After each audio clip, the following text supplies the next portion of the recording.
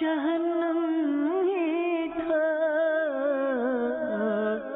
मैं तो जाता मुझे सरकार ने जाने ना दिया। अल्हम्दुलिल्लाहि रब्बिल आलमीन वस्सलातु वस्सलामु अला सय्यिदिल मुरसलीन अम्मा बाद फ़अऊज़ु बिल्लाहि मिनश शैतानिर रजीम बिस्मिल्लाहिर रहमानिर रहीम अस्सलातु वस्सलामु अलैका या रसूलल्लाह व अला आलिका व अस्हाबिका या हबीबल्लाह अस्सलातु वस्सलामु अलैका या नबियल्लाह व अला आलिका व अस्हाबिका या नूरल्लाह। मोहब्बत के साथ बाआवाज़ बुलंद एक बार दुरूद पाक पढ़ लें। अल्लाहुम्मा सल्लि अला सय्यिदिना व मौलाना मुहम्मदिन अदद मा फी इल्मिल्लाहि सलातन दाइमतन बिदवामी मुल्किल्लाह। प्यारे आका की जिंदगी ऐसी मल्टी डायमेंशनल है, इस कदर ज़ाते करीम जो है नबी पाक अलैहिस्सलातु वस्सलाम की बाकमाल है कि किस किस पहलू पे बात की जाए। सच्ची बात तो यह है, हम चाहें भी ना तो नबी पाक अलैहिस्सलातु वस्सलाम की शान बयान नहीं कर सकते, और हमारी औकात भी नहीं है। आज मोर देन 1400 ईयर्स हो चुके हैं, सीरत मुस्तफा सल्लल्लाहु अलैहि वसल्लम पर किताबें लिखी जा रही हैं, दुनिया की मुख्तलिफ जबानों में लाइब्रेरियां भर गई हैं, मगर शायर कहता है ना, जिंदगियां खत्म हुई और कलम टूट गए, जिंदगियां खत्म हुई और कलम टूट गए, तेरे औसाफ का एक बाब भी पूरा ना हुआ। दिलदार बड़े आए, महबूब बड़े देखे, आका जो देखे सभी तेरे कदमों में पड़े देखे। अरबाब नजर को कोई ऐसा न मिलेगा, बंदे तो बहुत मिल जाएंगे पर आका न मिलेगा। तारीख अगर ढूंढेगी सानी मोहम्मद, अरे सानी तो बड़ी चीज है, साया न मिलेगा। तो नबी पाक की जात वो है कि हम क्या बयान करें, हमारी तो औकात ही नहीं है। बरकत लेने के लिए एक वाकया सीरत मुस्तफा सल्लल्लाहु अलैहि वसल्लम से नबी पाक का बचपन, प्यारे आका अलैहिस्सलातु वस्सलाम का बचपन जो है वो आम बच्चों की तरह नहीं था। अभी माँ के पेट में है कि हजरत अब्दुल्ला रज़ी अल्लाह तआला अन्हु यानी आपके वालिद मोहतरम का इंतकाल हो गया। अच्छा, बचपन में अरब के लोगों में ये रिवाज था कि अपने बच्चों की अच्छी अरबी जबान भी हो जाए और उनकी सेहत भी अच्छी हो जाए तो दूध पिलाने के लिए देहातों में भेजा जाता। तो नबी पाक अलैहिस्सलातु वस्सलाम की वालिदा माजिदा बीबी आमिना रज़ी अल्लाह तआला अन्हा ने भी ये चाहा। अब मुख्तलिफ दाइयां बच्चे लेने आती और अपने साथ बच्चे ले जाती। जब दाइयां आई तो सब दाइयों ने अमीर और कबीर घरानों के बच्चे ले लिए, अच्छे वेल जिसको आप कहें कि खानदान थे, वेल सेटल खानदान थे, उनके बच्चे ले लिए। अब उसमें एक दाई थी बीबी हलीमा सादिया, कहती मेरे घर में भी फाका था, मेरी जान भी बड़ी कमजोर थी, मेरे खुद अपने दूध नहीं आता था, अपने बच्चे को दूध पिला नहीं सकती थी, मुझे किसी ने बच्चा दिया ही नहीं। और एक तरफ नबी पाक अलैहिस्सलातु वस्सलाम के चूंकि वालिद मोहतरम का इंतकाल हो चुका था, तो यहाँ लोग ये अज्यूम कर रहे थे कि बिन बाप का बेटा है, अब इससे हमें ज्यादा इनामात मिलने की उम्मीद नहीं है। अब बीबी हलीमा सादिया ने कहा खाली जाने से तो बेहतर है मैं इन्हीं को ले जाती हूँ।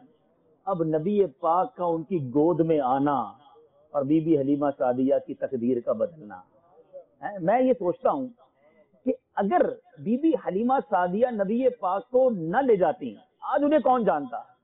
आज 1400 साल गुजर गए हैं, कोई ऐसी महफिल मिलाद नहीं है, कोई ऐसा सीरत की किताब नहीं है, कोई ऐसा सीरत निगार नहीं है जो बीबी हलीमा सादिया के वाकयात बयान ना करता हो। यानी मजे की बात यह है कि उस दाई हलीमा सादिया रज़ी अल्लाह तआला अन्हा का अटैचमेंट होता है नबी पाक से, उनका जिक्र भी सारी दुनिया में बुलंद हो जाता है। मेरे नबी की क्या शान है। अच्छा, अब जो अमेजिंगली वाकयात होना शुरू हुए, हुआ ये कि जब आप आ रही थी ना, आपका खच्चर भी पुराना, आपके साथ जो जानवर था बड़ा लागर, सारा काफिला बार बार रुकता है, हलीमा तुम्हारी वजह से हम डिले हो रहे हैं, तुम्हारा जानवर पीछे रह जाता है, तुम्हारी वजह से काफिला रुकता है। कहती वापसी में भी ऐसा ही होने लगा कि अब वापसी में ये हुआ कि मुझे काफिले वालों के लिए रुकना पड़ता था। इतनी तेजी से मेरे जानवरों ने चलना शुरू किया, सारे काफिले वाले हैरान के हलीमा ये वही जानवर है जिसमें तुम सवार होकर आई थी, बात क्या है। समझ उनको भी नहीं आ रही थी कि देयर इज समथिंग न्यू, یہ کمال کیسے ہو گیا کہ میرے جانور سارے فربا ہو گئے, جانوروں کے دودھ آنا شروع ہو گیا. کہتی گھر گئی تو میری ذات میں بھی دودھ کی فراوانی ہو گئی. اور نبی پاک ابھی قدم رکھا ہے گھر میں, جس گھر میں لے کر گئیں, فرماتی ہے میرے جو جانور تھے, بکریاں تھیں, بڑی لاغر تھی, دودھ نہیں دیتی تھی. کہتی نبی پاک ہمارے گھر میں آئے, ساری بکریوں کے تھن بھرنا شروع ہو گئے, سارے گھر والوں نے دودھ پیا. اچھا, اب آہستہ آہستہ ہونے یہ لگا کہ بی بی حلیمہ سعدیہ رضی اللہ تعالیٰ عنہ کے جانور فربا ہونے لگے, جاندار ہونے لگے. تو لوگوں نے کہا کہ ایسا کرو, یہ حلیمہ کے جانور جہاں جاتے ہیں نا, اپنے جانور بھی انہی کے ساتھ بھیجا کرو, تاکہ یہ اسی چراگاہ سے, اسی چارے کی جگہ سے چر کے آئیں جہاں سے یہ کھاتے ہیں تو موٹے ہو جاتے ہیں. دوسرے لوگوں نے بھی جانور بھیجنا شروع کیے, مگر بات یہ تھی کہ وہ کرامت, وہ کمال جو تھا وہ نبی پاک علیہ الصلوۃ والسلام کا تھا. جانور ساتھ رہتے مگر ان کے اندر کوئی انہانسمنٹ نہیں ہوتی تھی. بی بی حلیمہ سعدیہ رضی اللہ تعالیٰ عنہ کے جانور بڑھتے گئے. اب بہت طویل واقعات ہیں کہ بی بی حلیمہ نے کیسے کیسے منظر دیکھے کہ نبی پاک جب جھولے میں ہوتے اور انگلی کا اشارہ کرتے, جدھر انگلی ہلاتے آپ آسمان کی طرف دیکھتی, چاند بھی ادھر چلا جایا کرتا. میرے آقا کا کھلونا جو تھا وہ چاند تھا. اعلیٰ حضرت لکھتے ہیں نا, چاند جھک جاتا جدھر, انگلی اٹھاتے مہد میں, سیاہی چلتا تھا اشاروں پر کھلونا نور کا. میرے آقا بچپن میں مہد میں ہیں, یعنی نبی پاک ابھی جھولے میں ہیں, اور انگلی فرماتے تو چاند ہلا کرتا. اب نبی پاک کی ذات اتنی خوبصورت تھی. اچھا, پیارے آقا کی جو نشو نما تھی نا وہ بھی بڑی خوبصورت تھی. یعنی 2 سال کی عمر میں آپ بڑے نظر آتے تھے, دوسرے بچے 2 سال میں جتنے نظر آتے ہیں, آپ کی جو گروتھ تھی امیزنگلی بہت خوبصورت تھی. اچھا, اب سارے گھرانے کو پیار ہو گیا, اتنا نورانی چہرہ, برکتوں کا نزول, رزق کی فراوانی. مگر اصول یہ تھا کہ 2 سال کے بعد بچے کو واپس دینا ہوتا ہے. اب 2 سال پورے ہو گئے, دل کسی کا نہیں چاہ رہا کہ ان سے جدائی کی جائے. اب بی بی حلیمہ سعدیہ جو ہے وہ مکہ پاک واپس آئیں نبی پاک علیہ الصلوۃ والسلام کو بی بی آمنہ کے حوالے کرنے. اب حوالے کرنے آئی نا تو دل تو نہیں چاہ رہا تھا. اچھا, اتفاق یہ ہوا, سیرت کی کتابوں میں لکھا ہے کہ مکہ شریف میں اس وقت ایک وبائی مرض پھیلا ہوا تھا, جس کو ہم وائرل کہتے ہیں, آج کل کہتے ہیں انفیکشن پھیلا ہوا ہے یا فلاں, جو بھی آپ نام دے دیں. اس وقت مکہ پاک میں ایک وبائی مرض پھیلا ہوا تھا. تو آپ نے بی بی آمنہ سے کہا کہ یہ منا اتنا شاندار, اتنا خوبصورت, ہمارے دل کا تارا یہاں رہے گا, پھر کوئی بیماری نہ لگ جائے, ہمیں واپس دے دیں, کچھ دنوں کے لیے دوبارہ دے دیں. بی بی آمنہ رضی اللہ تعالیٰ عنہ نے دوبارہ نبی پاک علیہ الصلوۃ والسلام کا قرب جو ہے بی بی حلیمہ سعدیہ کو گویا عطا کر دیا. اچھا, اب اس پورے واقعے نے, اس سیرت کے اس پہلو نے ایک موڑ لیا. اب نبی پاک علیہ الصلوۃ والسلام کو بہرحال دوبارہ وہ لے گئیں. اب اس کے بعد پیارے آقا علیہ الصلوۃ والسلام نے, اب 2 سال کی عمر ہو گئی تھی, تو بی بی حلیمہ سعدیہ سے پوچھا کہ یہ روز صبح صبح میرے بھائی بہن کہاں چلے جاتے ہیں. تو بی بی حلیمہ سعدیہ کے بچے تھے, وہ صبح اٹھ کر بکریاں چرانے چلے جاتے تھے, اور پیارے آقا علیہ الصلوۃ والسلام کو وہ کہیں نہ بھیجتی تھی, اپنے ساتھ رکھتی تھی. تو کہ یہ صبح صبح اٹھ کر میرے بھائی بہن کہاں چلے جاتے ہیں؟ تو انہوں نے بتایا کہ یہ بکریاں چرانے جاتے ہیں. تو کہا مجھے بھی ان کے ساتھ بھیج دیا کریں. اچھا, یاد رہے کہ تمام انبیاء کرام کی یہ سنت ہے کہ تمام نبیوں نے کچھ وقت اپنی زندگی میں یہ جو بکریوں کو چرانے والا معاملہ ہے یہ فرمایا, یعنی برکتیں عطا فرمائی, یوں کہے بکریوں کو. تو نبی پاک نے بچپن ہی میں نبیوں کی سنت کو گویا پورا کر لیا. اچھا, اب نبی پاک علیہ الصلوۃ والسلام جانے لگے. پیارے آقا علیہ الصلوۃ والسلام, اب ایک دن کیا ہوا کہ روزانہ صبح ہوتی, بی بی حلیمہ سعدیہ کے بیٹے بھی جاتے, ان کی بچیاں بھی جاتی, پیارے آقا بھی تشریف لے جاتے. آپ کے بیٹے, بی بی حلیمہ سعدیہ کے ایک بیٹے جو نبی پاک علیہ الصلوۃ والسلام کے دودھ شریک بھائی حضرت دمورہ رضی اللہ تعالیٰ, یہ دوڑتے ہوئے آئے اور آ کر بڑا, جس کو کہنا خوف والا چہرہ, لرز رہے تھے, اور کہا کہ اماں جان بڑا غضب ہو گیا. محمد صلی اللہ تعالیٰ علیہ وسلم کو 3 آدمیوں نے جو بہت ہی سفید لباس پہنے ہوئے ہیں, انہوں نے چت لٹایا اور انہوں نے ان کے سینے کو پھاڑ دیا ہے, باقاعدہ شکم کو پھاڑ دیا ہے. میں بڑا ڈر گیا ہوں, اسی حال میں انہیں چھوڑ کر آ گیا ہوں. اور بی بی حلیمہ سعدیہ ڈری کہ ایک تو پڑھائی امانت ہے میرے پاس, اور یہ کیا ہو گیا. اب یہ سب دوڑتے ہوئے وہاں پہنچے. اب جب وہاں پہنچے تو نبی پاک علیہ الصلوۃ والسلام بالکل نارمل بیٹھے ہوئے تھے, لیکن چہرے سے پتہ چل رہا تھا کہ کچھ عجیب معاملہ ہوا ہے.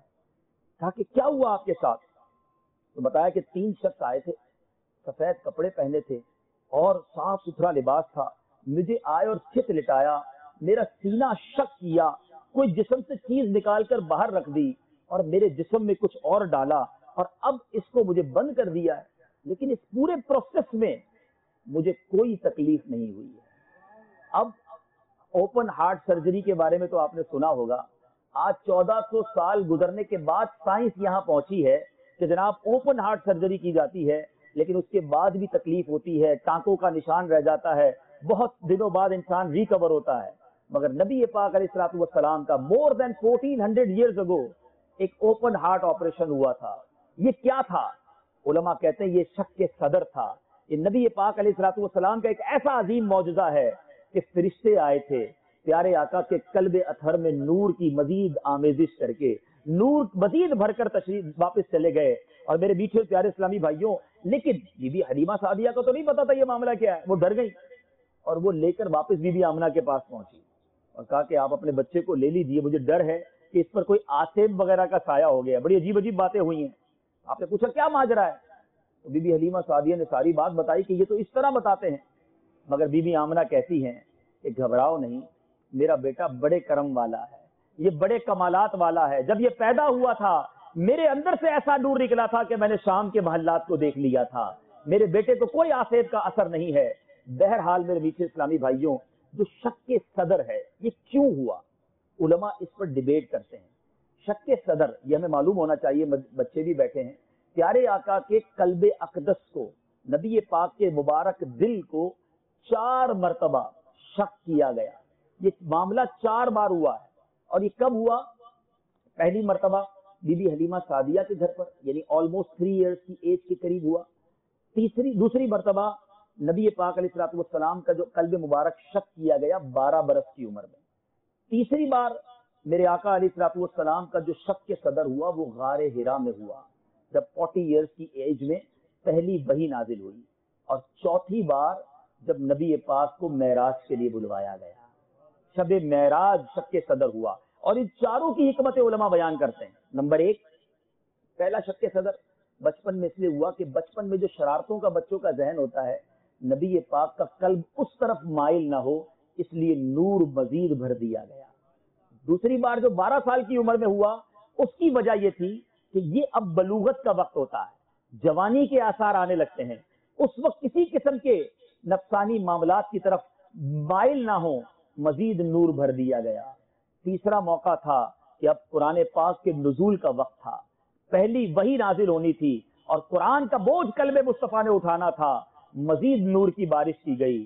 اور چوتھی بار اب رب سے ملاقات کرنی تھی, شب معراج کو پیارے اللہ عز و جل نے بلانا تھا, اس وقت شک کے صدر کیا گیا.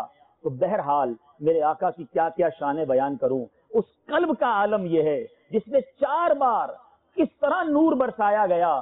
جبھی تو امام عشق و محبت اعلیٰ حضرت لکھتے ہیں نا, یا رسول اللہ تو جو چاہے تو ابھی میل میرے دل کے دھلیں, تو جو چاہے تو ابھی میل میرے دل کے دھلیں, کہ خدا دل نہیں کرتا کبھی میلا تیرا.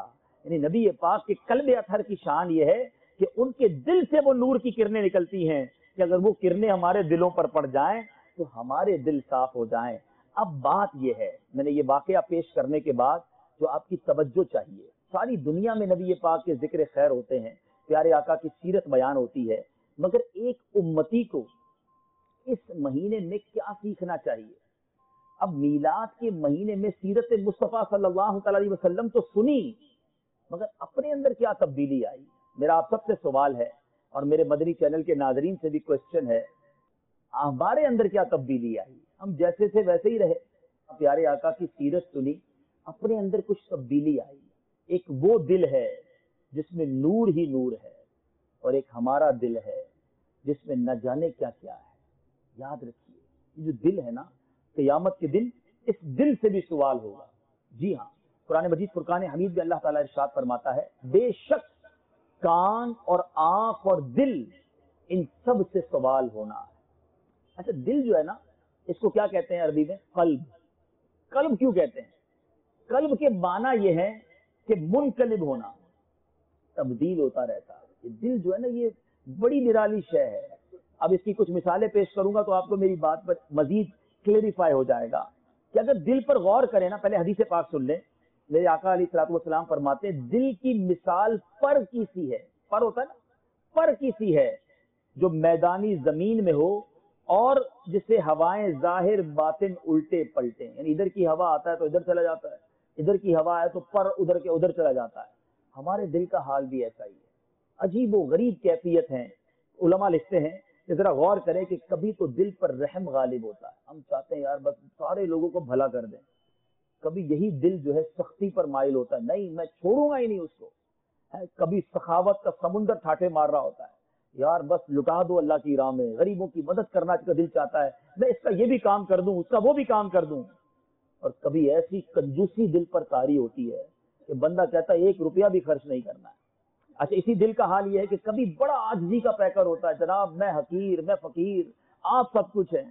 یہی دل تھوڑے دنوں کے بعد تکبر کا ایسا پہاڑ بنا ہوا ہوتا ہے، کہتا ہے میرے سامنے کوئی بات کر کے تو دکھائے، میں نے چھوڑنا ہی نہیں۔ یعنی کیفیات آپ خود دیکھیں، یہ ہم سب کے ساتھ معاملہ ہے، عجیب و غریب کیفیات چلتی رہتی ہیں۔ اچھا کبھی ایسا اخلاص طاری ہوتا ہے، بندہ کہتا ہے نہیں یار کسی کو نیکی بتانی نہیں چاہیے، تھوڑے دنوں کے بعد یہی دل کی کیفیت ایسی بدلتی ہے کہ نہیں جناب میرا نام تو ہر جگہ آنا چاہیے کہ میں نے یہ کام کیا ہے۔ اچھا یہی دل جو ہے کبھی گناہ پر اتنا افسردہ ہوتا ہے کہ رو رہا ہوتا ہے، انسان روتا ہے، اللہ کی بارگاہ میں توبہ کرتا ہے، دل کی کیفیت ہی کچھ اور ہوتی ہے۔ اور کبھی یہی دل ایسا گناہ کرنے پر اڑا رہتا ہے کہ بس میں نے گناہ کر کے رہنا ہے، یہ آج برائی کر کے رہنی ہے۔ یعنی یہ دل جو ہے نا میرے پیچھے اسلامی بھائیوں اور مدنی چینل کے ناظرین، یہ اس کو قابو کرنا بہت مشکل ہے، کتنا ڈیفیکلٹ معاملہ ہے۔ پیارے آقا کے قلب اقدس پر کتنا نور تھا، مگر نبی پاک کی ایک دعا یاد رکھیں، پیارے آقا دعا فرماتے یا مقلب القلوب ثبت قلبی علی دینک، اے دلوں کو پھیرنے والے میرے دل کو اپنے دین پر ثابت قدمی عطا فرما۔ یعنی نبی پاک اپنے دل کے لیے، ہماری تربیت ہے نا، اس لیے دعا کرتے تھے کہ ہم یہ دعا کریں کہ یہ دل پر ہمارا قابو نہیں ہے، ہمیں اللہ کی بارگاہ میں دعا کرنی ہے۔ دل پلٹ جاتا ہے، مسلمان معاذ اللہ ہم نے دیکھا ایسے کلمے کہہ دیتا ہے، ایسا انداز اختیار کرتا ہے، ایمان سے خارج ہو جاتا ہے۔ مجھے اور آپ کو اپنے دل کے بارے میں سوچنا ہے، اور یہ دل جو ہے نا اس میں کئی باطنی بیماریاں ہیں۔ نارملی ہم بیٹھتے ہیں، بزنس مین بیٹھتے ہیں تو بڑی باتیں ہوتی ہیں کہ یار کولیسٹرول ہائی نہیں ہونا چاہیے، بلڈ پریشر ہائی نہیں ہونا چاہیے، ہارٹ ڈیزیز سے بچنا چاہیے، بالکل ٹھیک ہے، اپنے صحت کی فکر کرنا چاہیے، مگر کبھی آپ نے سوچا ہے کہ اس دل کی کچھ باطنی بیماریاں بھی ہیں، انٹرنل ڈیزیزز بھی ہیں۔ دیکھیں جو دل کی ظاہری بیماریاں ہیں نا، ہارٹ اٹیک ہو گیا، کولیسٹرول ہو گیا، اس کا and of the day result کیا ہے؟ انسان دنیا سے چلا جائے گا۔ لیکن جن انٹرنل ڈیزیزز کی میں بات کرنے جا رہا ہوں، یہ وہ بیماریاں ہیں اگر وہ کسی کو لگ جائے نا تو ایمان برباد ہو سکتا ہے۔ آج کے اس بیان میں میں فقط 1-2 دل کی بیماریاں مختصراً بیان کرنا چاہتا ہوں۔ میں یہ چاہتا ہوں، گزارش یہ ہے کہ آج آپ سب ایک میلاد کے اجتماع میں آئے ہیں، ہم آئے نعتیں سنیں گے، بیان سنیں گے، کھانا کھائیں گے، گھر چلے جائیں گے، بڑا اچھا پروگرام تھا، مگر تبدیلی کیا آئے گی؟ اس لیے میں آج ہائی لائٹ کرنا چاہتا ہوں کہ 2 ایسی دل کی بیماریاں جو اکثر لوگوں میں پائی جاتی ہیں، اور بدقسمتی یہ ہے کہ ان بیماریوں کے بارے میں پتہ ہی نہیں ہے، اور وہ بیماریاں کتنی خطرناک ہیں کہ ہماری جان نہیں ایمان لے سکتی ہیں۔ پہلے ایک واقعہ سنیے تاکہ یہ بات اور سمجھ آ جائے گی۔ ایک بزرگ فرماتے ہیں، ایک مسجد میں نماز ادا کرنے گیا، وہاں میں نے دیکھا کہ ایک مالدار تاجر بیٹھا ہے، اور اس تاجر کے پاس قریب ہی ایک فقیر دعا مانگ رہا تھا، اور دعا بڑی عجیب و غریب تھی۔ وہ دعا یہ تھی کہ یا اللہ مجھے آج فلاں قسم کا کھانا کھانا ہے اور فلاں قسم کا حلوہ کھانا ہے۔ مثال کے طور پر یا اللہ، وہ دعا یہ کر رہا تھا کہ یا اللہ مجھے آج چکن بریانی کھانی ہے اور گاجر کا حلوہ کھانا ہے۔ اچھا وہ امیر دیکھ رہا ہے کہ یہ غریب فقیر عجیب و غریب دعا مانگ رہا ہے، اب اس نے پتہ کیا سوچنا شروع کیا، کہتا ہے اصل میں جو ہے نا یہ مجھے سنا رہا ہے، یہ چاہتا ہے کہ میں اس کے لیے چکن بریانی اور گاجر کا حلوہ منگوا دوں، یہ اللہ سے دعا نہیں مانگ رہا، یہ مجھے سنانے کے لیے دعا کر رہا ہے۔ آج ہمارا بھی یہی حال ہے، ہمارے سامنے کوئی عبادت کرے نا، اچھا کام کرے، ہم پہلے نیگیٹو سوچتے ہیں، اس سے بھی نیگیٹو اپروچ تھی اس کی، کہتا ہے مجھے سنانے کے لیے دعا کر رہا ہے۔ اب دل ہی دل میں نیت کر لی، کرنے تو جتنی دعا میں نے نہیں کھلانا آج اس کو، مجھے دکھانے کے لیے دعا کرتا ہے، میں نے کھلانا ہی نہیں ہے۔ وہ بزرگ کہتے ہیں میں سارا ماجرا دیکھ رہا ہوں، اس فقیر نے دعا مانگی، جا کے مسجد کے کونے میں سو گیا۔ تھوڑی دیر ہوئی، ایک شخص مسجد میں داخل ہوا ایک طباق لے کر، تلاش کرتے کرتے اس فقیر کے پاس گیا، اس کو اٹھایا اور کہا کہ حضور یہ کھانا کھا لیجیے۔ اب مالدار تاجر جو تھا، بزنس مین، اس کی آنکھیں کھلی کہ یہ کیا ماجرا ہے۔ دیکھا غور سے، جب اس تھال کو کھولا گیا نا، ایگزیکٹلی وہی کھانا اس تھال میں موجود تھا جس کی وہ فقیر دعا کر رہا تھا۔ اب یہ شاکڈ ہو گیا جو بزنس مین تھا۔ اس نے وہ نئے آنے والے کو کہا کہ پہلے ایک بات بتاؤ، تم اس فقیر کو جانتے تھے پہلے؟ تو میں تو بالکل نہیں جانتا۔ بولے پھر کیسے لے کر آئے یہ کھانا؟ اب بات سننے والی ہے میرے بیچ اسلامی بھائیوں اور مدنی چینل کے ناظرین، ذرا غور کیجئے، بالخصوص وہ غور کیجئے جو نیگیٹو اپروچ رکھتے ہیں، جو ہر بندے کے اندر عیب تلاش کرنے کی کوشش کرتے ہیں، کسی کی نیکی کے اندر بھی اس کو خامی تلاش کرتے ہیں۔ تو تاجر کہتا ہے کہ میں نے جب پوچھا کہ تم یہ کھانا لے کر کیسے آئے، تو وہ کہتا ہے بات یہ ہے کہ میں تو مزدور آدمی ہوں، جو آج یہ کھانا لے کر آیا ہوں نا، میرے بچوں نے کافی عرصے سے تمنا رکھی تھی کہ یہ والا کھانا چاہیے، مگر میں غریب آدمی تھا، مزدوری کرتا تھا۔ آج کہیں مزدوری کی تو مجھے ایک مسکال سونا، یعنی تقریباً یہ 4.5 ماشا بنتا ہے۔ اس زمانے میں روپیہ نہیں تھا، سونا چاندی مزدوری میں ملتا تھا۔ کہتے مجھے ایک مسکال سونا ملا، میں نے اپنی بیوی کو کہا آج بچوں کی بڑی فرمائش تھی، یہی پرٹیکولر کھانا، یہ کھانا بناؤ۔ کہتے بیوی کھانا بنانے میں لگ گئی، میری آنکھ لگ گئی، میں سویا تو میری قسمت جاگ اٹھی۔ نبی پاک علیہ الصلوۃ والسلام خواب میں تشریف لائے، فرمایا فلاں مسجد میں میرا ایک دوست آیا ہوا ہے، اس کے پاس جاؤ، یہی کھانے کی دعا اس نے کی ہے، اس کو یہ کھانا پیش کر دینا، جتنا اس نے کھانا ہوگا کھا لے گا، واپس لوٹا دے گا، اور اللہ تعالیٰ باقی کھانے میں تمہیں برکت بھی دے گا، اور سنو میں تمہیں جنت کی ضمانت دیتا ہوں۔ کہتا میں تو غریب آدمی، میری لاٹری لگ گئی، میرے آقا کا دیدار ہوا، میں تو یہ کھانا لے کر آ گیا۔ اب وہ جو امیر آدمی تھا نا، اب اس کو ریئلائز ہوا کہ میں نے اللہ کے ولی کے بارے میں بدگمانی کر لی۔ کہتا بھائی رک جاؤ، تم نے ایک مسکال سونا خرچ کیا نا اس پورے پروسیجر میں، مجھ سے یہ ایک مسکال لے لو اور اپنے ثواب میں تھوڑا حصہ مجھے بھی دے دو۔ وہ کہتا نہیں، میں کیسے اس میں تمہیں حصہ دے سکتا۔ کہتا 2 مسکال لے لو، 5 مسکال، وہ منع کرتا رہا، یہ پیسے بڑھاتا رہا، یہاں تک کہ اس امیر نے کہا 10 مسکال، 10 ٹائمز، بلکہ اس نے بڑھاتے بڑھاتے میرے میٹھے اسلامی بھائیوں 100 مسکال، 100 ٹائمز قیمت کر دی۔ یہ پیسے لے لو، بس وہ ثواب مجھے دے دو جو تمہیں مل رہا ہے۔ تو کہتا ہے ساری دنیا کی دولت دے دو، میں تمہیں اس میں حصہ نہیں دے سکتا، نبی پاک نے جو مجھے بشارت دی ہے، میں تمہیں کیسے اس میں حصہ دے دوں۔ وہ خوشی خوشی واپس چلا گیا اور یہ مالدار تاجر ہاتھ ملتے واپس آ گیا۔ میٹھے اسلامی بھائیوں، روض الریاحین نامی کتاب میں یہ واقعہ موجود ہے، مگر سمجھانے ہمیں سیکھنے کو کیا ملا؟ جو بات سمجھانا آج مقصود ہے نا، کہ کبھی کسی کے بارے میں غلط نہ سوچے، ہمیں نہیں پتا، ہم دلوں کے حال نہیں جانتے۔ یہ جو دل کی بیماری کی بات کی تھی نا میں نے، ایک بیماری ہے بدگمانی، نیگیٹو اپروچ، آلویز کسی کے بارے میں برا سوچنا، اچھا کرے تو بھی برا سوچنا، نہ کرے تو بھی برا سوچنا۔ ارے ہم ہوتے کون ہیں کسی کے بارے میں برا سوچنے کے لیے؟ قرآن مجید فرقان حمید میں اللہ تبارک و تعالیٰ ارشاد فرماتا ہے، اے ایمان والو بہت گمانوں سے بچو، بے شک کوئی گمان گناہ ہو جاتا ہے۔ یہ جو سوچتے رہتے ہیں نا، always thinking، اس کے بارے میں، اس کے بارے میں، اس کے بارے میں، قرآن کہتا ہے اتنے گمان نہ کرو، کیونکہ کچھ گمان جو ہیں میرے بیچ اسلامی بھائیوں یہ گناہ ہو جاتے ہیں۔ گمان کی 2 قسمیں ہیں، یاد رکھیے، ایک ہے حسن ظن اور ایک ہے بدگمانی۔ حسن ظن کیا ہے؟ پازیٹو اپروچ، اچھا سوچنا، یہ بڑی اچھی بات ہے، اللہ کے بارے میں حسن ظن کرنا واجب ہے۔ کچھ لوگ اللہ کے بارے میں بھی بدگمانی کرتے ہیں، پتہ نہیں میرا کام کرے گا نہیں کرے گا، پتہ نہیں میرا مسئلہ حل ہوگا نہیں ہوگا۔ ارے وہ ماں سے زیادہ چاہنے والا ہے۔ رب کے بارے میں تو آلویز اچھا گمان رکھنا ضروری ہے۔ بدقسمت ہے وہ لوگ جو اپنے مالک کے بارے میں بدگمانی کرتے ہیں۔ اب آپ کہیں گے جناب آپ کہہ تو رہے ہیں، لیکن پتہ نہیں میرے کتنے مسئلے سالوں سے اٹکے ہوئے ہیں، حل ہی نہیں ہوتے، اتنی دعائیں کرواتا ہوں، اتنی جناب روتا بھی ہوں اس کی بارگاہ میں، صدقہ خیرات بھی کرتا ہوں، مسئلے حل نہیں ہوتے۔ چلیے اس کو ایک ایگزامپل کے ذریعے سمجھا دیتا ہوں، پھر بات آگے چلتے ہیں۔ آپ کا ایک چھوٹا سا بچہ ہو، یہ چھوٹا بھائی ہو، اس کو بخار ہو اور گلا خراب ہو اور وہ رو رہا ہو آپ کے سامنے کہ میں نے آئس کریم کھانی ہے، بڑی گڑ گڑا کر کہہ رہا ہو میں نے جناب ٹھنڈا سا جوس پینا ہے۔ آپ آئس کریم کھلائیں گے اسے؟ نہیں کھلائیں گے۔ جوس پلائیں گے؟ نہیں پلائیں گے۔ اور رو رہا ہے آپ کے سامنے، آپ کو کوئی کہے گا یار عجیب آدمی، آپ کا بچہ رو رہا ہے، آپ آئس کریم کیوں نہیں کھلا رہے؟ تو آپ کیا جواب دیں گے؟ اس وقت اس کو آئس کریم دینا اس کے ساتھ غلط کرنا ہے، اس کا گلا اور خراب ہو جائے گا، یہ بیمار ہو جائے گا، میں باپ ہوں، مجھے پتا ہے اس کو کب کیا دینا ہے، میں بڑا بھائی ہوں، آئی نو بیٹر دین ہم کہ کس وقت کیا دینا ہے. ایسے ہی جواب دو گے نا. آپ باپ ہیں، آپ کو پتا ہے کس وقت بچے کو کیا دینا ہے.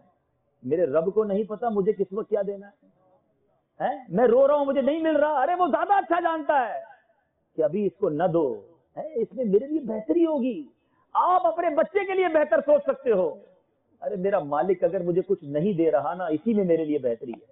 کیا پتا میری وہ خواہش پوری ہونی ہو اور میں بگڑ جاؤں، میرے معاملات خراب ہو جائیں، میرا ایمان ہاتھ سے چلا جائے، ہمیں نہیں پتا. یاد رکھیں میرے پیچھے اسلامی بھائیو، always think positive about your رب عز و جل. اللہ کے بارے میں بھی برا گمان رکھو گے تو بچے گا کیا؟ ہمیشہ اپنے رب کے بارے میں اچھا سوچے کہ میرا مالک، اور ارشاد باری ہے، اللہ تعالیٰ فرماتا ہے میں اپنے بندے کے گمان جیسا ہوں، وہ جیسا میرے بارے میں گمان رکھتا ہے. ایک اعرابی بڑا گناہگار، بڑا گناہگار، آخری وقت اس کا آیا.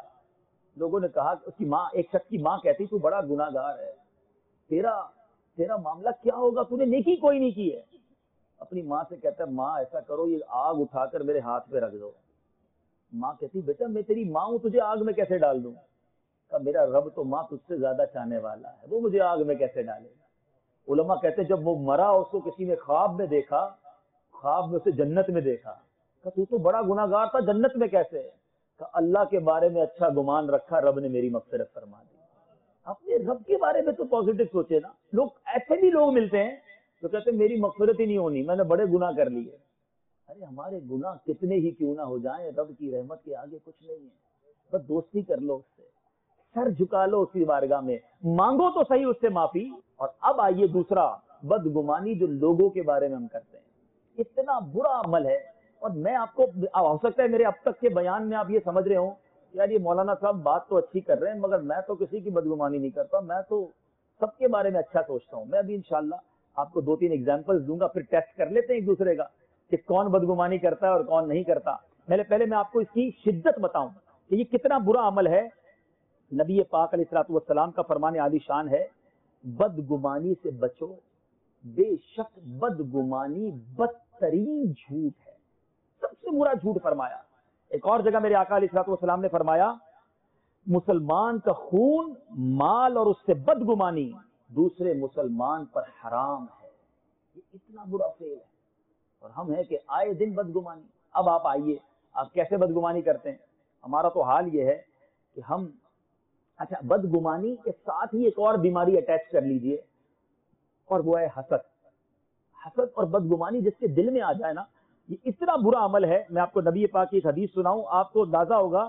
پیارے آقا علیہ الصلوۃ والسلام فرماتے ہیں تم میں پچھلی امتوں کی بیماری حسد اور بغض سرایت کر گئی ہے، یہ مونڈ دینے والی ہے. پیارے آقا فرماتے ہیں یہ میں نہیں کہتا کہ یہ بال مونڈتی ہے، بلکہ یہ دین کو مونڈ دیتی ہے، حسد اور بدگمانی. اچھا اب کیا ہوتا ہے ہمارے ساتھ؟ کسی نے نئی دکان بنائی، نیا آفس کھولا، پہلا خیال جو دل میں آتا ہے 2 نمبر کے پیسے کمائے. ارے آپ کے بھائی کو اللہ نے نعمت دی ہے، آپ نیگیٹو سوچ رہے ہیں. ہمیں کوئی آ کر کہتا ہے یار ذرا آئیے گا، نئے آفس کا افتتاح ہے، اس کے افتتاح میں بھی جائیں گے، وہاں بریانی بھی کھا کے آئیں گے، اور جب وہاں سے واپس آئیں گے نا تو واپس آتے آتے 2 دوست آپس میں بات کر رہے ہوں گے، یار آفس تو بڑا اچھا بنایا ہے، بڑے زبردست فرنیچر بھی تھا.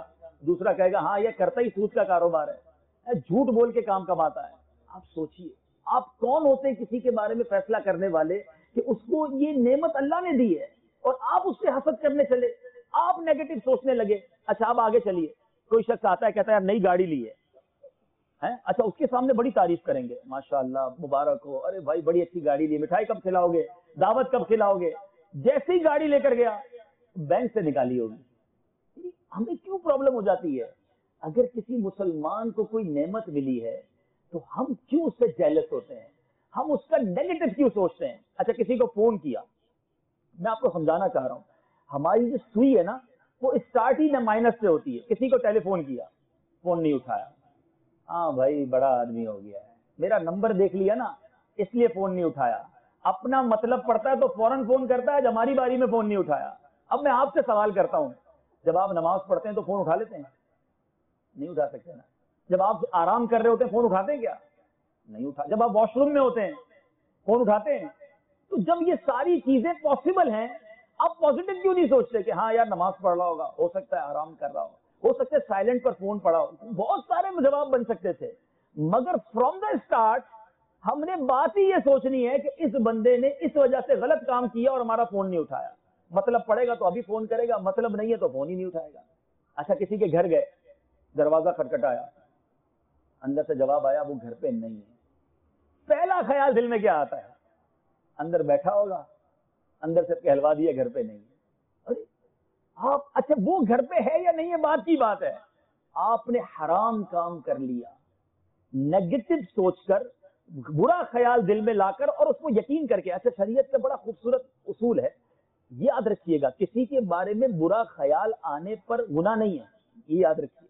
خیال آیا نا، کیونکہ ہم انسان ہیں، خیالات آتے رہتے ہیں، گناہ نہیں ہے، لیکن اس خیال کو دل پہ جما لیا، ہاں یہ ہے ہی ایسا، اب حرام ہو گیا۔ یعنی خیال آیا اور بندہ کہ نہیں یار مجھے غلط نہیں سوچنا چاہیے، مجھے اچھا سوچنا چاہیے، آپ نے جھٹک دیا، اب آپ بچ گئے۔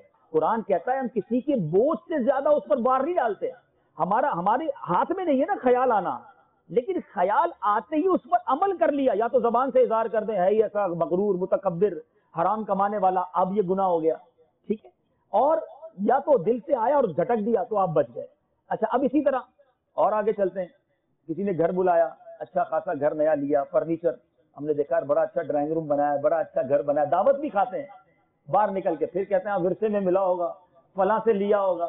اچھا اسی طرح چونکہ اسٹیٹ ایجنٹس بیٹھے ہیں، کسی کی ڈیل اچھی ہو جائے تو ہم کہتے ہیں بھائی جھوٹ بول کے کیا ہوگا، فلاں کو دھوکہ دے کے اس سے یہ کام کیا ہوگا، اس کی ڈیل اس سے مار لی ہوگی۔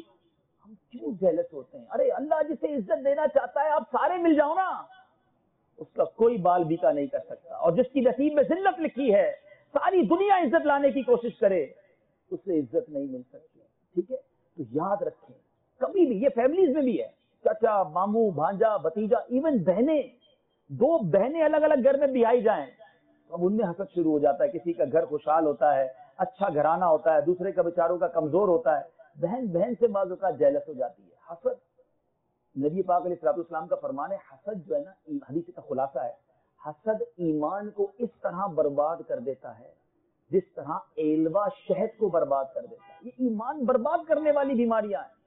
بدگمانی کبھی بھی دل میں نہ لائیں۔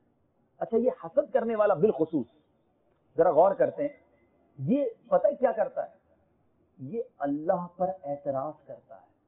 علماء کہتے ہیں یہ اتنا شدید عمل ہے، کیونکہ عزت دینے والا کون ہے مجھے بتائیے؟ رزق دینے والا کون ہے؟ ترقی دینے والا کون ہے؟ نام دینے والا کون ہے؟ حسن دینے والا کون ہے؟ سب دینے والا اللہ ہے۔ جب دیا اس کو اللہ نے ہے تو تمہیں اعتراض کیوں ہے؟ اس کا مطلب رب کی تقسیم پر آرگیومنٹ ہے۔ یہ حسد کو تو اتنا شدید منع کیا گیا نا کہ اللہ نے اسے دیا اور تمہیں پرابلم ہو گئی۔ اٹ مینز یہ اللہ پر اعتراض ہے، یہ چھوٹا جرم نہیں ہے۔ یعنی کسی کو نام ملا، عزت ملی، شہرت ملی، مال ملا، ارے کل اس نے کاروبار شروع کیا، اتنا آگے بڑھ گیا، تو تمہیں کیا پرابلم ہے؟ اللہ نے بڑھایا نا۔ تم کیوں یہ سوچتے ہو کہ اس نے حرام کمایا ہوگا، اس نے 2 نمبر کا کام کیا ہوگا؟ اس کا اور رب کا معاملہ ہے۔ تم تو دعا کرو یا اللہ میرے بھائی کو اور عطا کر دے، اس کی عزت میں اور برکت دے دے، سب کا بھلا، سب کی خیر، سب کے بھلے میں اپنی خیر۔ ہمیشہ وہ لوگ کامیاب ہوتے ہیں جو دوسروں کا بھلا چاہتے ہیں، جو دوسروں کے لیے کھڈا کھودتے ہیں نا، دوسروں کے لیے گروپنگ کرتے ہیں، دوسروں کے لیے بدگمانی اور حسد کرتے ہیں، خود ہی برباد ہوتے ہیں۔ اچھا حسد کرنے والا اور بدگمانی کرنے والا اس ڈیزیز کی وجہ سے کیسی پرابلم میں رہتا ہے؟ میں آپ کو مزے کی بات بتاؤں، آپ کو بھی لوگ ملے ہوں گے، مجھے بھی ملتے رہتے ہیں، کہتے ہیں یار بہت میرا دماغ جو ہے نا سوچتا رہتا ہے، مجھے نیند نہیں آتی، ٹینشن بڑی رہتی ہے۔ اگر اس کی گہرائی میں جائے نا تو کہیں نہ کہیں اس نے حسد پالا ہوتا ہے، کہیں نہ کہیں نیگیٹو سوچ، کیونکہ ہوتا کیا ہے، حاسد جو ہے نا، حسد کرنے والے کو کیا کہتے ہیں؟ حاسد اتنا مظلوم ہے، مظلوم تو کیا میں اس کو کہوں، ایسا بیچارہ پھنس گیا ہے کہ یہ خود ہی جلتا رہتا ہے، اپنی دنیا میں بھی جلے گا، کیونکہ جس سے حسد ہو گیا وہ جتنی ترقی کرتا جائے گا اس کو اتنی آگ لگتی جائے گی۔ تو یہ پھنس گیا نا، اب یہ نہ اس کو رات کو چین آئے گا، نہ اس کو کوئی آ کر کہے گا پلا پتہ چلا اس کو اور ترقی ہو گئی، اب بندہ اور جلے گا یار یہ کیوں اس کی ترقی ہو گئی۔ تو یہ آپ نے چیک کرنا ہے کسی سے حسد تو نہیں ہو گیا، کسی کے بارے میں بدگمانی تو نہیں ہے۔ اچھا حسد چیک کرنا ہے نا، اس کا بھی طریقہ ہے۔ آپ دیکھیں گے کوئی ایسا بندہ ہے جس کی تعریف آپ کے سامنے ہوتی ہے تو آپ کو پرابلم شروع ہو جاتی ہے، تو समझ जाएं देयर इज समथिंग रॉन्ग, या वो सामने आ जाए तो मिलने का जी नहीं चाहता तो समझ लें कि कुछ प्रॉब्लम है मेरे साथ इसके लिए। अरे मुसलमान का दिल जो है, मैंने आज आपको नबी पाक के दिल से, मुबारक दिल के वाकयात लेकर चला हूं ना, मैं उस कल्बे अतहर की बात करते हुए आपके पास आया हूं। हम उस नबी के गुलाम हैं। मेरे आका को जो मारने आते थे, नबी पाक की राह में कांटे बिछाते थे, आका उन्हें भी दुआएं फरमाते थे। नबी पाक ने जान के दुश्मनों को अमाने दी हैं, और हम नबी के गुलामों से हसद करें? वो भी उम्मती है ना मेरे आका का, क्यों हसद करें किसी से? क्यों किसी की तरक्की से मुझे प्रॉब्लम हो? देखिए, दो चीजों को बाइफरकेट करना बड़ा जरूरी है, हसद और रश्क। ये दो अलग अलग चीज है। रश्क जायज है। रश्क क्या है? कि आपको किसी भाई को एक नेमत मिली, अच्छा घर मिला, कारोबार मिला, गाड़ी मिली, या दुनिया में कोई भी नेमत मिली, आप कहिए अल्लाह इसको दिया है मुझे भी दे दे, ये ठीक है, ये ओके। लेकिन इसमें कहीं भी ये दिल में ना ख्याल हो कि इसका बर्बाद हो जाए और मुझे मिल जाए। जब ये फीलिंग्स है तो ये हसद है, हराम है। और रश्क जो है वो जायज है, मुनासिब है। एक बड़ा खूबसूरत वाकया सुनाकर अपनी बात को खत्म करता हूं। अल्लाह करे कि आज के इस बयान में हम इन बुरी आदतों को छोड़ने में कामयाब हो जाएं कि सहाबाए किराम का एटीट्यूड क्या था, जरा गौर कीजिए। पहले नबी पाक के कल्बे अथर की बात सुनी ना, अब आओ मैं आपको अपने हमारे प्यारे सहाबा का वाकया सुनाऊं। एक बार नबी पाक अलैहिस्सलाम की बारगाह में गरीब सहाबा, महाजिर, फुकरा, ये हाजिर हुए और आकर क्या अर्ज करते हैं, कहते या रसूल अल्लाह सल्लल्लाहु अलैहि वसल्लम, खुलासा हदीस है कि मालदार जो सहाबा है वो तो आगे बढ़ गए हमसे। अच्छा, अब यहाँ क्या था? हम भी कहते हैं ना मालदार आगे बढ़ गया। सहाबा का जहन देखो कितना प्यारा था। वजह क्या बयान करते हैं? इसलिए नहीं कि बड़े घर हैं, बड़ी सवारियां हैं, बड़ी नेमतें हैं, बड़े अच्छे खाने खाते हैं।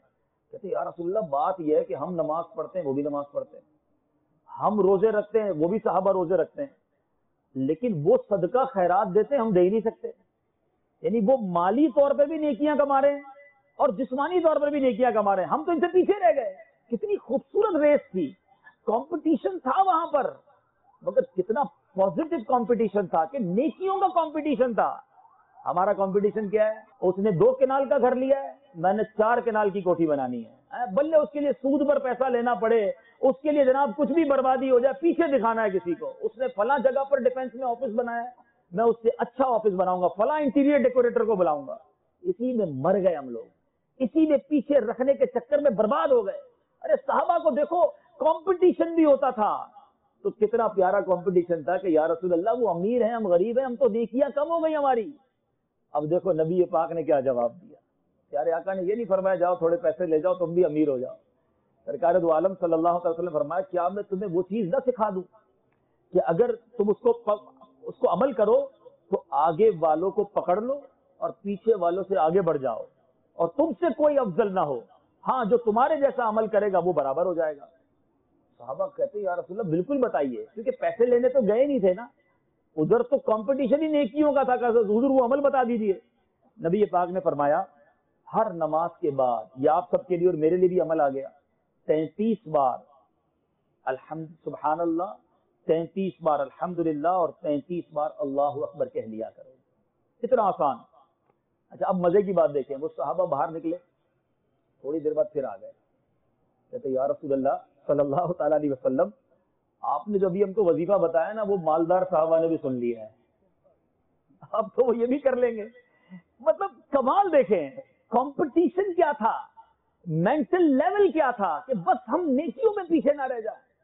यार मुझे एक सवाल का जवाब दे मेरे नीचे इस्लामी भाइयों, हम और आप जब किसी का बड़ा बंगला देखते हैं, बड़ा बिजनेस देखते हैं, बड़ी फैक्ट्री देखते हैं, बड़ा मामला देखते हैं, हमारा दिल चाहता है यार मैं कब ऐसा बनूंगा। कभी किसी 5 वक्त के नमाजी को देखकर दिल बना कि यार मैं कब ऐसा बनूंगा।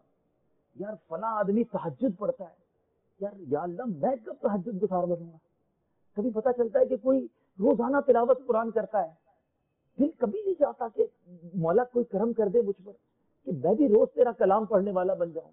किसी को देखते हैं, जब देखो मक्के मदीने जाता है, कभी दिल चाहता है कि यार अल्लाह मुझ पर भी करम कर, मुझे भी अपने घर का मेहमान बना। हम ये कंपटीशन की तरफ क्यों नहीं जाते? हम इस बात में हमारा दिल क्यों नहीं चलता आगे कि यार वो जन्नत की तरफ आगे बढ़ रहा है और मैं पीछे रह गया। याद रखो, जो मस्जिद नहीं जाता ना, जो नमाज नहीं पढ़ता, वो कभी ये ना समझे कि मुझे नहीं, मैं नहीं जाता। अरे तेरी किस्मत नहीं है, तुझे बुलाया नहीं जाता। अल्लाह का घर है मस्जिद। याद रखो, आपके घर में कोई बगैर इजाजत नहीं आ सकता। اللہ کے گھر میں کیسے بغیر اجازت جائے گا؟ ارے وہ رب کی مہربانی ہے کہ اس کو دن میں 5 بار اپنا مہمان بنا رہا۔ تم اپنے رب سے کہو مولا میرے گناہ معاف کر، مجھے بھی مہمان بنا، مجھے بھی روزانہ تیرے گھر میں آنا ہے، مالک میرے گناہ معاف کر اور مجھے ایسا بنا دے کہ روز تیرے آگے سجدہ کروں۔ ہم کب تک یہ دنیا کے معاملات میں بھاگتے رہیں گے؟ خدا را یہ ذہن بنائیے کہ اس دنیا میں رہ کر مجھے جنت کو کمانا ہے۔ آپ نے کئی بار وہ واقعہ سنا ہوگا، یہ غزوہ تبوک کے موقع پر حضرت عمر رضی اللہ تعالیٰ عنہ کہتے ہیں مال زیادہ تھا۔ اب یہ آخری بات ہے، مال زیادہ تھا تو ذہن میں خیال آیا کہ اب کی بار ابو بکر سے آگے نکل جاؤں گا۔ مال زیادہ تھا، عیش زیادہ کروں گا نہیں سوچا، مال زیادہ تھا تو زیادہ خیرات دے کر، زیادہ اللہ کی راہ میں خرچ کر کے سیدنا ابو بکر صدیق رضی اللہ تعالیٰ سے نیکیوں میں آگے بڑھ جاؤں گا۔ پیارے آقا نے اعلان کیا تھا نا راہ خدا میں خرچ کرو۔ حضرت عمر کافی سارا مال لے کر حاضر ہوئے۔ نبی پاک نے پوچھا اے عمر کیا لائے؟ کہتے یا رسول اللہ اپنے گھر کا آدھا سامان لے آیا ہوں۔ اب کہتے مجھے انتظار تھا کہ ابو بکر رضی اللہ تعالیٰ کیا لاتے ہیں، اس بار تو میں اچھا ویلدی تھا، پیسے تھے میرے پاس، اچھا مال لے کر آیا ہوں، اب حضرت ابو بکر کیا لاتے ہیں؟ اچھا اپیرنٹلی یعنی ظاہری طور پر حضرت ابو بکر صدیق جب سامان لائے نا تھوڑا تھا، حضرت عمر سے کوانٹٹی میں تھوڑا تھا، پیارے آقا کی بارگاہ میں پیش کر دیا صلی اللہ تعالی علیہ وسلم۔ نبی پاک نے ارشاد فرمایا اے ابو بکر کیا لائے؟ کہتے یا رسول اللہ جو کچھ گھر میں تھا سب لے آیا۔ ابو بکر گھر والوں کے لیے کیا چھوڑا ہے؟ کہتے یا رسول اللہ اللہ اور اس کا رسول چھوڑا ہے، کچھ نہیں چھوڑا۔ یعنی یہ بھی تو ایک کمپٹیشن تھا نا، ہم کب تک دنیا کے کمپٹیشن میں مر جائیں گے؟ اے میرے میٹھے اسلامی بھائیوں، خدا را اپنے دل کو ان معاملات سے صاف کیجیے، بدگمانی حسد کو اپنے دل میں نہ آنے دیجیے، اور اپنے دل میں اگر خیالات لانے ہیں تو مدینے والے آقا کے خیالات لائیے نا، اللہ کے خوف کو جگہ دیجیے، اپنی عبادتوں کی بہتری کی طرف توجہ دیجیے، ورنہ دنیا سے میں نے بھی جانا ہے اور آپ نے بھی جانا ہے۔ آئے دن آپ کے اور میرے سامنے جنازے اٹھتے ہیں، کبھی کسی کے جنازے میں آپ شرکت کرتے ہیں، کبھی میں شرکت کرتا ہوں۔ کبھی جنازے میں جا کر یہ سوچا کہ آج کسی کا جنازہ ہے کل میرا ہوگا؟ جو جنازے میں آپ گئے تھے نا تھوڑے دنوں پہلے، جی ہاں جو آپ گئے تھے مدنی چینل کے ناظرین، آپ بھی تھوڑے دنوں پہلے کسی جنازے میں گئے تھے، وہ جنازے میں جس میں آپ گئے تھے کچھ لمحوں پہلے اسے پتا نہیں تھا مجھے مرنا ہے، ود ان اے سیکنڈ بندہ چلا جاتا ہے۔ ایسے ہی میں اور آپ چلے جائیں گے۔ کتنی پلاننگ ہے ہماری، پہلے وہ پلاٹ لوں گا، پہلے وہ بلڈنگ بناؤں گا، پھر وہ کام کروں گا، پھر وہ ٹارگٹ اچیو کروں گا، 10 سال میں میں نے یہاں تک پہنچنا ہے، لیکن جینا ہے 10 سال تک۔ آگاہ اپنی موت سے کوئی بشر نہیں، سامان 100 برس کا ہے، پل کی خبر نہیں۔ اس اجتماع کو، اس ملاقات کو، اس محفل کو اپنی زندگی کا ٹرننگ پوائنٹ بنائیے کہ بس میں نے بہت کر لی اللہ کی نافرمانی، اب نہیں کروں گا۔ آج ایک نیت کر کے جائیے کہ آج کے بعد ہماری کوئی نماز قضا نہیں ہوگی۔ ایسے نہیں، ایسے نعرہ لگاؤ کہ شیطان یہاں سے بھاگ جائے، آج کے بعد ہماری کوئی نماز قضا نہیں ہوگی۔ اللہ تعالی ہم سب کو عمل کرنے کی توفیق عطا فرمائے۔ میرے اعمال کا بدلہ تو جہنم ہی تھا، میں تو جاتا مجھے سرکار